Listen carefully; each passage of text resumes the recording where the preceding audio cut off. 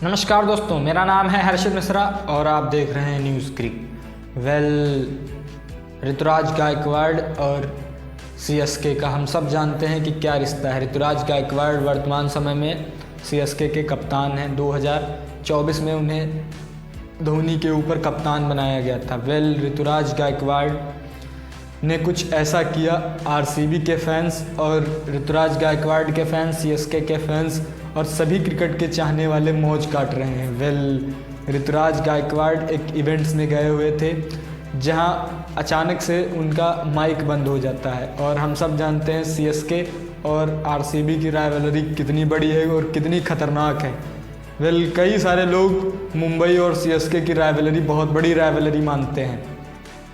कई बार DJ Bravo ने भी ये कहा कि सीएसके की और एमआई का जो है फाइनल मुकाबला ना हो, क्योंकि तब मुकाबला थोड़ा हमारे पक्ष में नहीं रहता है। तो हम जो है माइंडसेट के तौर पे या ये कहें कि जो है मानसिक रूप से मैच थोड़ा हार जाते हैं। लेकिन सीएसके और आरसीबी जितना चेन्नई और जो है बेंगलोर के बीच में दूरी नहीं है, उससे बड़ी राइवलरी है इन दोनों टीमों के बीच में आईपीएल में।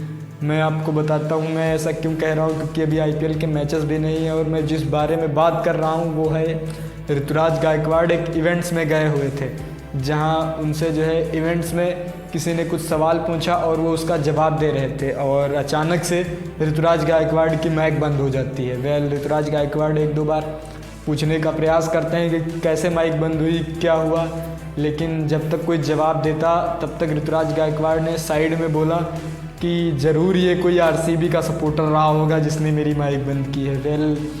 ये ऋतुराज गायकवाड़ ने एक फ़न वे में कहा और एक हंसते हुए कहा। ये बात सुनकर वहाँ पर जितने भी लोग थे वो सभी अपना पेट पकड़कर हंसने लगे और इस बात को एंजॉय करने लगे जिस प्रकार से ऋतुराज गायकवाड़ ने ये बात कही, और मौज काटने लगे जो है।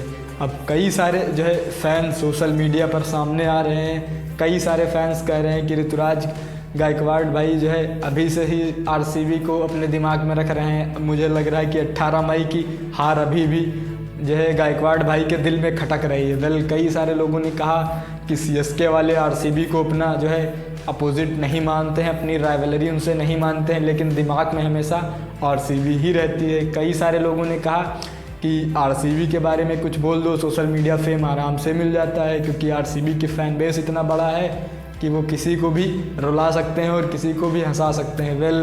ऋतुराज भाई ने जिस वे में कहा था वो बेहतरीन वे था और उन्होंने अच्छे वे में ही कहा था, और उन्होंने जिस मजाकिया अंदाज में कहा वो भी काफ़ी बेहतरीन था। अब कई सारे इसमें डार्क फैंस आ गए, वो कहने लगे कि आ जाना, तुमको 2025 आईपीएल में देख लेंगे कि कितने बड़े कप्तान हो तुम भी, तुमको जो है संडे हफ्ता भर हुआ है और तुम विराट कोहली की आरसीबी से पंगा ले रहे हो। कई सारे लोगों ने कहा कि आरसीबी वाले इतना बुरा इनको जख्म दे दिए हैं, इतनी बुरी इनको हार दे दिए हैं कि ये लोग उस सदमे से भी निकल ही नहीं पा रहे हैं। कई सारे लोगों ने ये कहा कि ऋतुराज भाई अब तो आरसीबी को भूल जाओ, अब तो 18 मई निकल गई। 18 नंबर की जर्सी और 18 मई दोनों सीएसके के लिए बहुत ख़तरनाक है।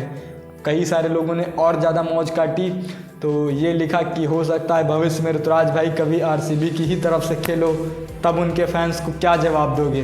तो ये सारी बातें सोशल मीडिया पर फैंस ने ऋतुराज गायकवाड़ के बारे में मौज काटी, लेकिन ऋतुराज गायकवाड़ ने जो बात कही वो तो वाकई में बहुत शानदार कही, और उन्होंने जिस वे में कहा मज़ा आ गया भाई सुन के।